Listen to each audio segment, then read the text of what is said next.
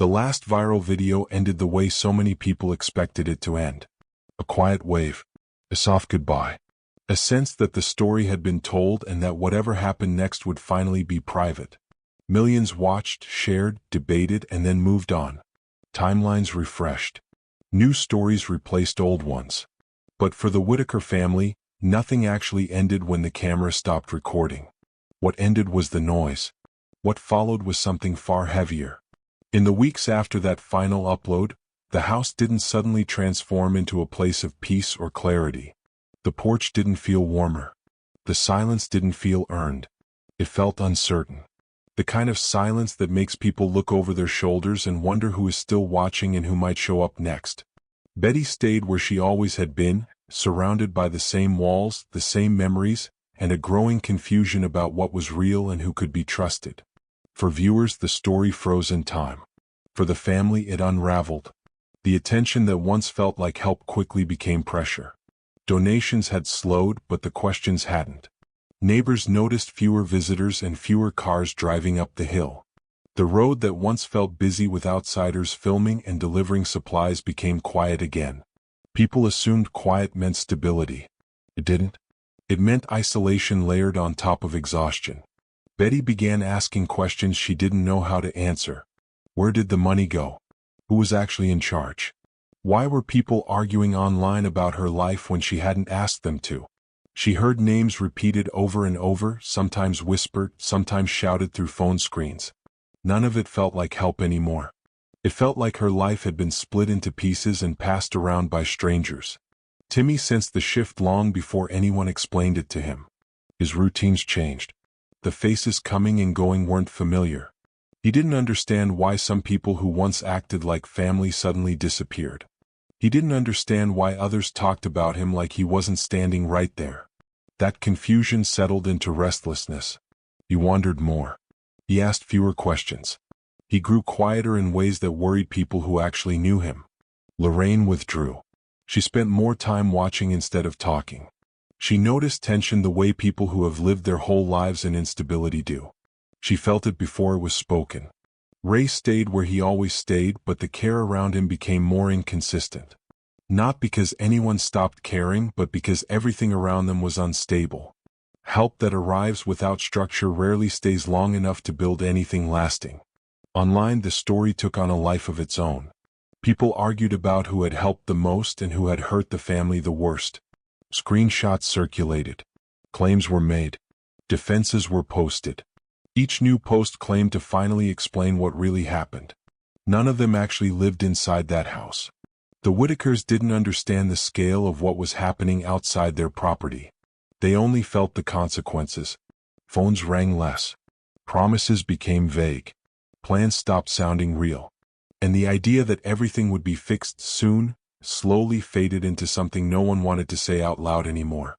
Then came the visits that didn't involve cameras. Cars with official markings pulled up the road. Conversations happened that weren't filmed. Questions were asked in ways that didn't feel optional. People who had spent years living under public judgment suddenly found themselves under formal scrutiny. The difference was subtle but devastating. Online criticism could be ignored. This couldn't. Betty struggled to understand why strangers who had watched her for years were now deciding what was best for her family. She had survived poverty, ridicule, and isolation. She didn't see herself as someone who needed saving. She saw herself as someone who had always endured. That distinction mattered to her, even if it didn't matter to systems designed around rules instead of relationships. The family didn't have the language to explain themselves in ways that satisfied outside expectations. They answered honestly, but honesty doesn't always translate into safety when systems are involved. What felt normal to them sounded alarming to people trained to see risk. What felt like love sounded like neglect when described without context. Decisions were made quickly. Faster than anyone expected. Faster than the family could emotionally process. When people were removed from the home, it didn't feel like a rescue. It felt like loss. There was no dramatic confrontation, no clear explanation that made sense to everyone involved. One day people were there. The next day they weren't. The house felt hollow in ways it never had before, even during the hardest years. For viewers watching from afar, the updates were confusing and inconsistent. Some creators claimed everything was necessary. Others claimed it was betrayal. Supporters turned on each other. Everyone insisted they cared the most. Very few people asked what the family wanted in the middle of all that noise. Betty stopped speaking publicly altogether. Not because she didn't have anything to say, but because she no longer trusted that her words would be heard the way she meant them. Every sentence became something someone else would interpret, edit, or weaponize. Silence felt safer than being misunderstood again. The house became a symbol instead of a home. People talked about it like a case study or a cautionary tale. Few talked about it like a place where people had laughed, fought, forgiven, and survived together for decades. Fewer still remembered that none of this started because the family asked for attention. They were filmed. They were watched. They were judged. And when the watching stopped, the systems moved in. What happened after the last viral video wasn't closure. It was exposure without protection. Attention without accountability. Help without coordination. And once the spotlight moved on, the family was left to deal with consequences that couldn't be shared, donated away, or argued out in comment sections. The hardest part isn't knowing that mistakes were made. It's knowing that everyone involved believed, at least at some point, that they were doing the right thing. Good intentions don't always produce good outcomes, especially when they collide with poverty, trauma, and public spectacle. The Whittaker story didn't end when the video did. It changed shape. It moved out of the public eye and into offices, files, and quiet rooms where decisions are final and explanations are limited. For the family, that shift was disorienting. For the audience, it felt like abandonment. And now the question isn't who was right or wrong online. The question is what responsibility comes with watching a family suffer in real time and calling it awareness. What happens when curiosity outpaces care? What happens when help becomes performance and performance becomes power? Because once the cameras leave, the consequences stay. And the people who live with them don't get to log out. If you followed this story from the beginning, what do you think really changed after the last viral video? And who do you believe was truly looking out for the family when the attention faded? Comment below. After the last viral video faded from people's feeds, the story didn't pause. It fragmented. What had once been a single narrative told through one lens became dozens of competing versions told by people who claimed proximity, authority, or moral clarity. And in that fragmentation, the Whittaker family lost something more important than attention. They lost control over their own story.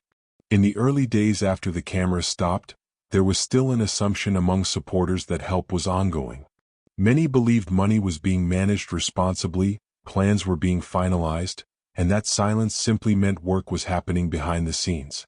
That belief didn't come from evidence. It came from trust built during the viral phase, when every update felt urgent and every promise felt personal. But behind the scenes, coordination had already begun to break down. There was no single organization overseeing donations. No transparent system that the family understood. No clear separation between advocacy, content creation, and financial responsibility. Everything existed in a gray zone where intentions blurred with incentives. For the Whittakers, who had never navigated digital platforms, contracts, or public fundraising before, this world was overwhelming. They relied on others to interpret it for them. That reliance became their greatest vulnerability.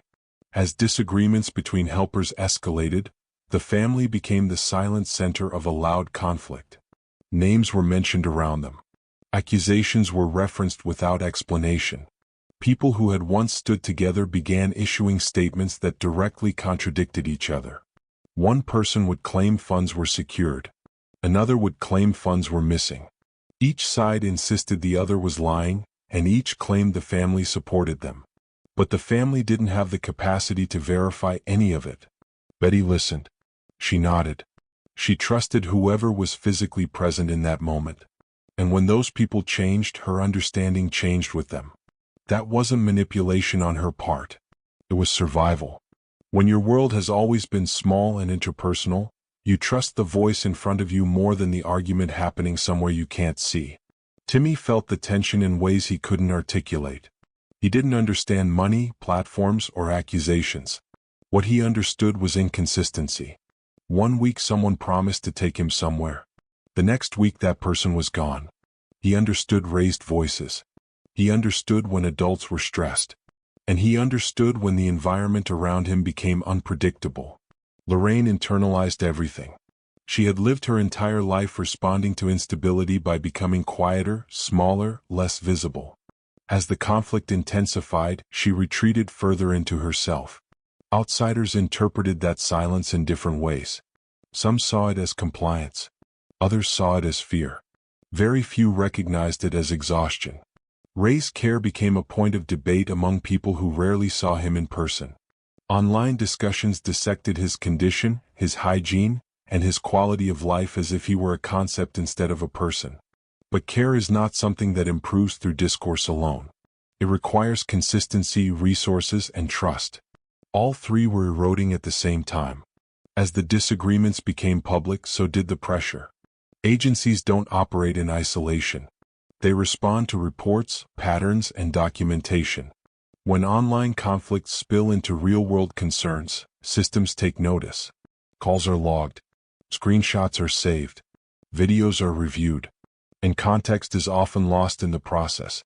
What may have felt like advocacy to some began to look like risk to others. When officials began asking questions, the family didn't know how to answer in a way that aligned with expectations. They answered honestly, but honesty without context can sound alarming. Describing lifelong routines to someone trained to identify neglect can trigger intervention, even when those routines were never questioned before. The family didn't understand that the rules had changed. For decades, their lives had been invisible. Suddenly, they were hypervisible. And with visibility came scrutiny that didn't account for history, culture, or adaptation. What had been survival strategies were now seen as failures. What had been informal caregiving was now seen as inadequate supervision. The removal didn't feel like help to the family. It felt abrupt and confusing. There were no long explanations that made sense to them. There was no roadmap they could follow to get back to normal. There was only absence. Online reactions were immediate and intense. Some celebrated, claiming justice had been done. Others mourned, claiming the family had been torn apart unnecessarily. Each side spoke with certainty. Neither side lived with the consequences. Betty didn't understand why people who claimed to care were now arguing about who caused the removal instead of focusing on what happened next. She didn't know who to believe. She only knew that her home was quieter than it had ever been, and that quiet didn't feel like relief. The house itself became a symbol of failure. People talked about it as if it were proof of wrongdoing, forgetting that it had stood for decades without intervention. The sudden urgency raised questions that no one could answer cleanly. Why now? Why after years of visibility?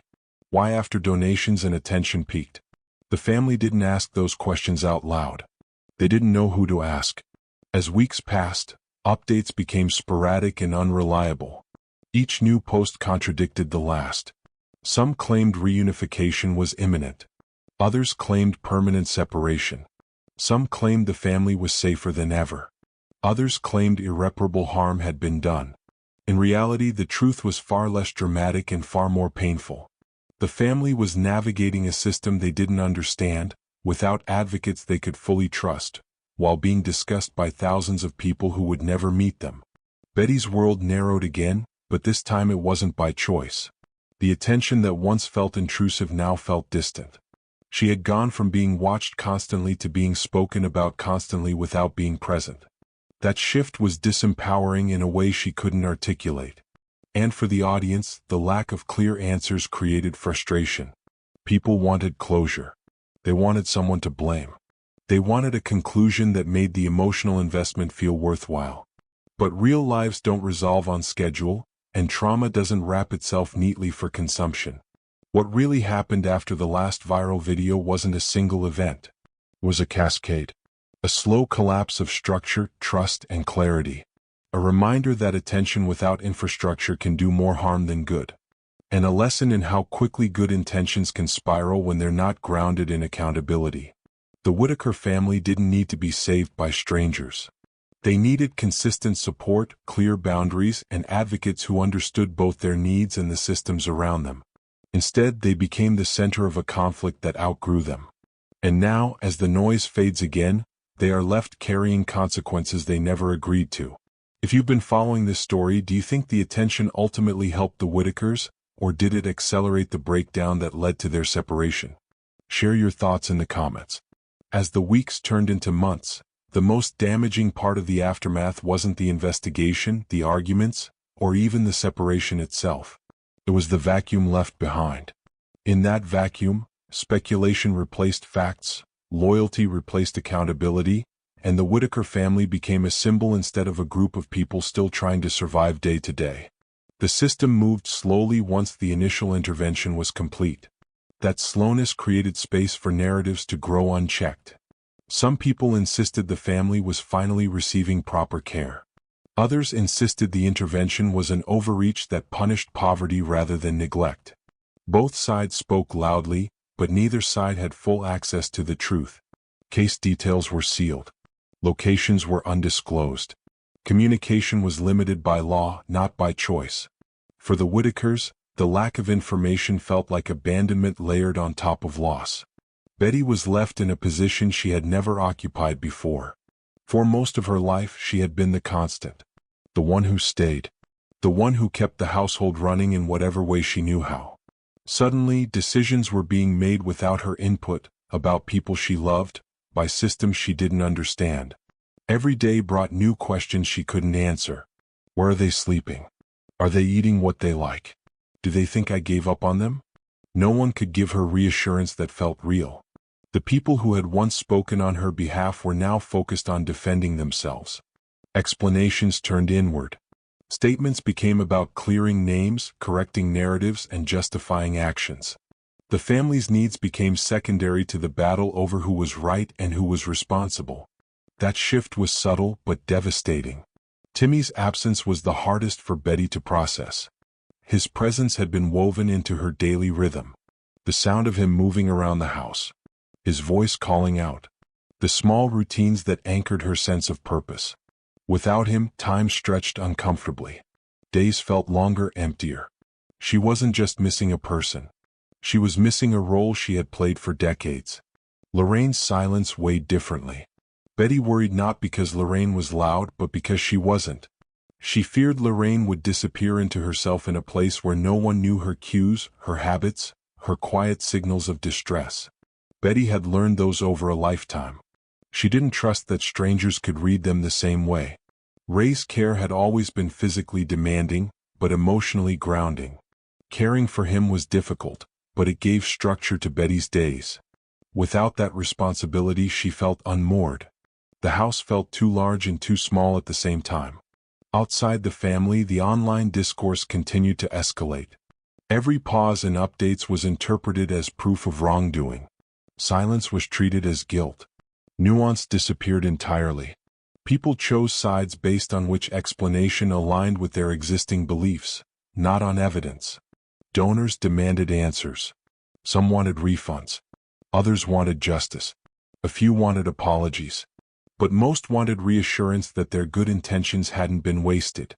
That need for reassurance fueled even more speculation, because clear accounting wasn't readily available.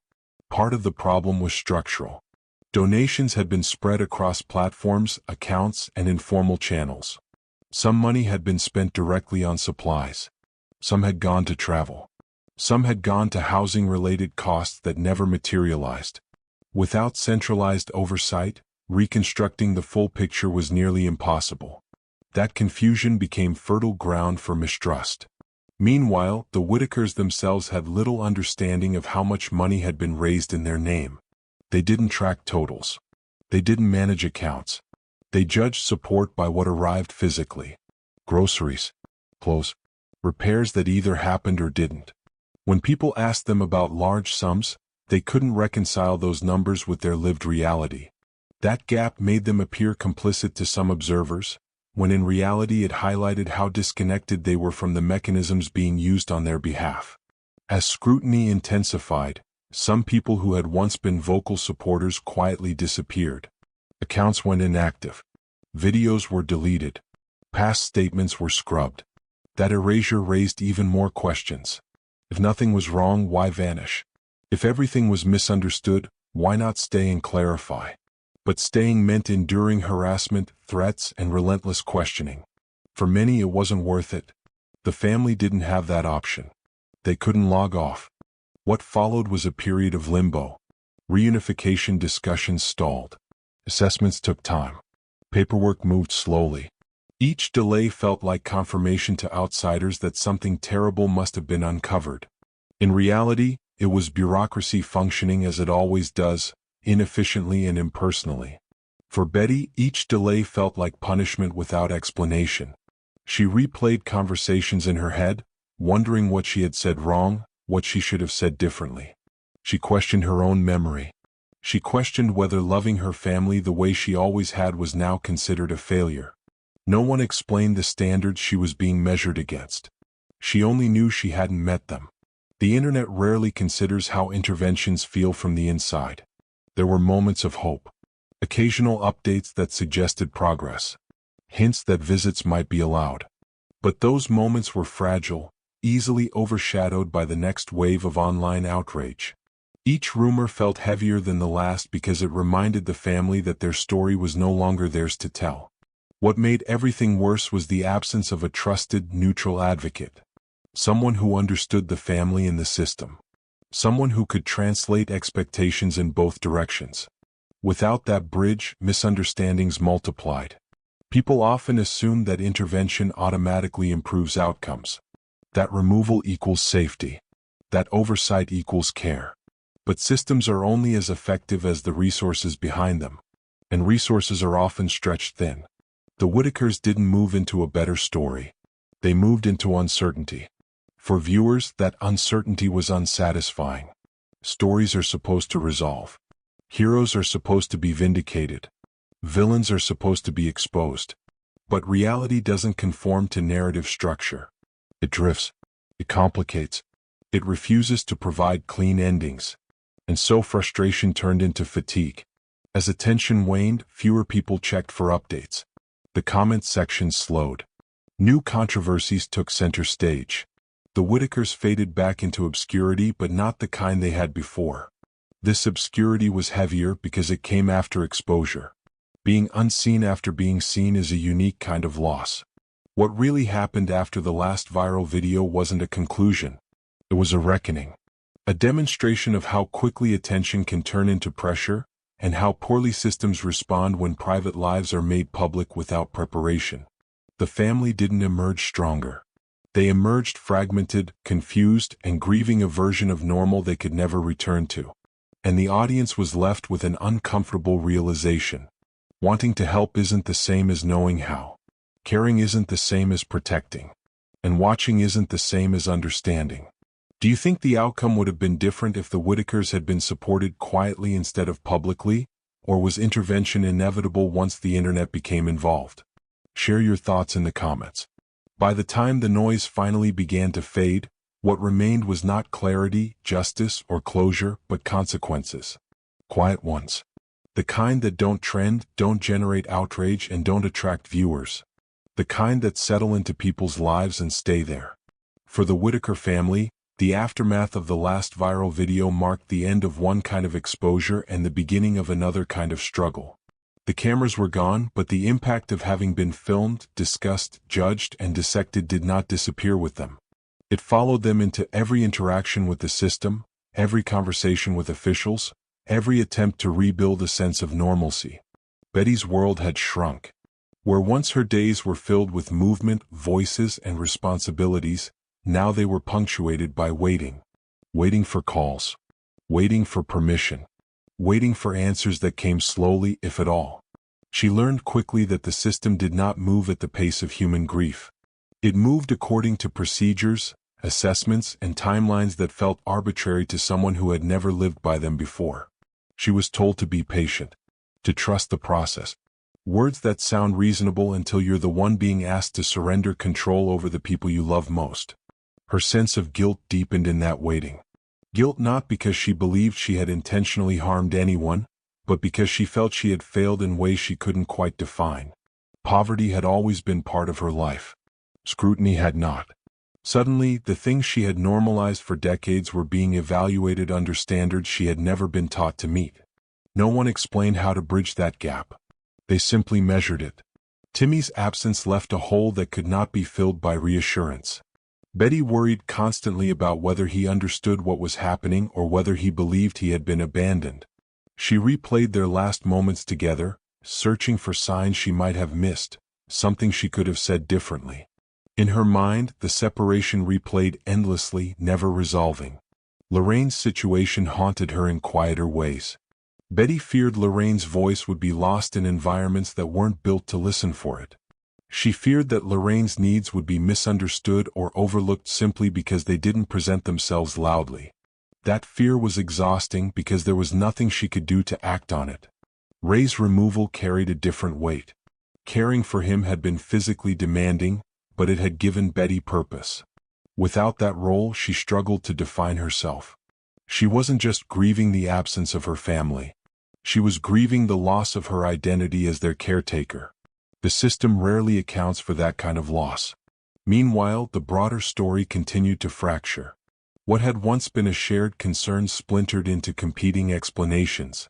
Some insisted the intervention had saved lives. Others insisted it had destroyed a family. Both sides spoke as if certainty was possible, as if the truth could be fully known from a distance. But distance was the problem. Most of the people arguing had never sat in that house without a camera present. They had never watched Betty navigate daily life without assistance. They had never seen how survival choices compound over decades. They interpreted snapshots as patterns and moments as intentions. In that way, the Whittaker story became less about what actually happened and more about what people needed it to represent. For some, it was proof that the system works. For others, proof that it fails. For some, it was about exploitation by creators. For others, about neglect within families. The truth likely lived somewhere in the overlap, but overlap is uncomfortable. It doesn't lend itself to certainty or outrage, so it was largely ignored. Donors continued to ask about money, but their questions slowly lost urgency as time passed. Some accepted that they would never get full answers. Others decided the emotional cost of continuing to care was too high. They moved on not because they stopped caring, but because caring without resolution is draining. That quiet disengagement was one of the most significant outcomes of the entire saga. When attention vanished, so did pressure. When pressure vanished, accountability became harder to demand. Systems function best when watched, but people rarely keep watching once a story stops evolving. The Whittakers didn't benefit from that invisibility. It didn't protect them. It didn't restore what they lost. It simply meant fewer people were paying attention to whether things improved. Over time, the narrative shifted subtly. The family went from being in need to being a complicated case. From victims to a cautionary tale. Language matters. Those shifts changed how people spoke about them and how willing they were to continue advocating. Complexity is less compelling than simplicity.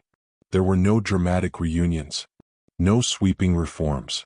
No definitive statements clearing names or assigning blame. Just incremental changes, small steps forward and backward, each too quiet to generate headlines. That lack of resolution frustrated many viewers. Stories are supposed to end. They are supposed to teach something clear. But real lives don't function that way. They meander. They stall. They repeat mistakes. They survive without transforming. The Whittaker family didn't become a success story or a tragedy. They became something far more common and far less interesting to the internet. People living with the consequences of systems colliding with vulnerability. And perhaps that is the most important thing to understand about what happened after the last viral video. Nothing ended. The filming stopped, but the impacts continued. The conversations faded, but the decisions made during that period continued to shape lives. The outrage cooled, but the loss remained. For Betty, the hardest part wasn't being judged. It was being forgotten. Being judged at least meant people were paying attention. Being forgotten meant she was alone with questions no one else seemed interested in answering anymore. Occasionally, someone would reach out quietly. Not with a camera. Not with demands. Just to check in.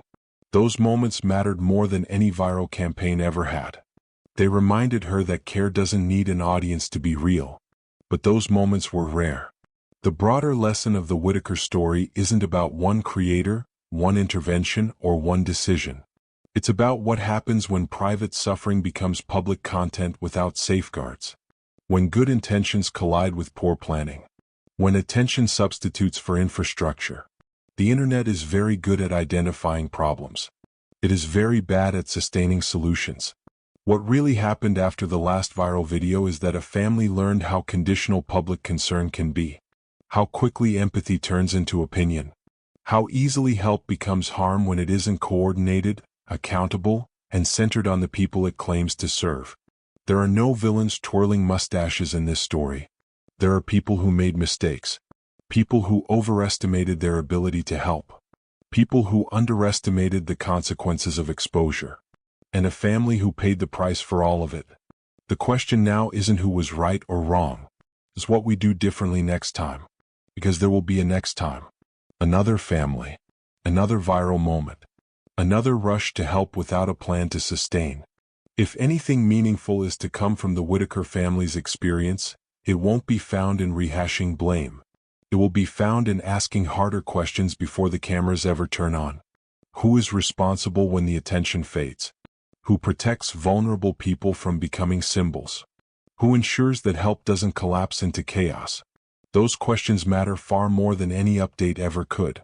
What do you think is the biggest lesson from what happened after the last viral video? And do you believe the internet can ever truly help families like the Whittakers without causing harm? Share your thoughts in the comments. Thank you for watching this video. Click here to watch another video that might interest you.